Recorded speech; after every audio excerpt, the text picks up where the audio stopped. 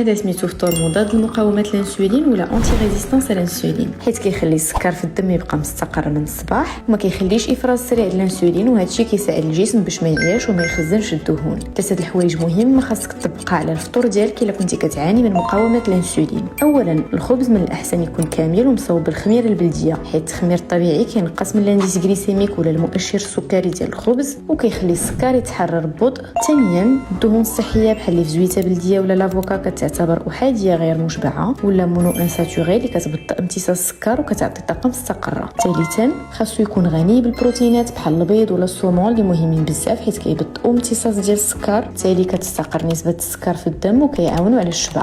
وهكا كنكونوا وجدنا فطور كيحترم الفونكسيونمون ديال الانسولين وكيخلي الواحد يبدا نهار بسكر مستقر. وبكوني دكتور ان فارماسي سبيساليزي اون نوتريسيون ادابتي، نقدر نقول لك ان في حالات مقاومه الانسولين بري ديابيت ولا ديابيت مهم بزاف يكون عندنا اون ادابتاسيون نوتريسيونيل اللي كتخلينا نعرفوا بالضبط شنو نعطيو للجسم ديالنا في هذه الحاله، وكتخلينا اهم حاجه اننا نتجنبوا لي ريسك لي لعدم توازن السكر بحال مشاكل القلب والشرايين. وهذا الشيء علاش مهم نعرفوا كيفاش نضبطوا الوجبات حسب الجسم ديالنا باش نحافظوا على صحتنا لمده اطول.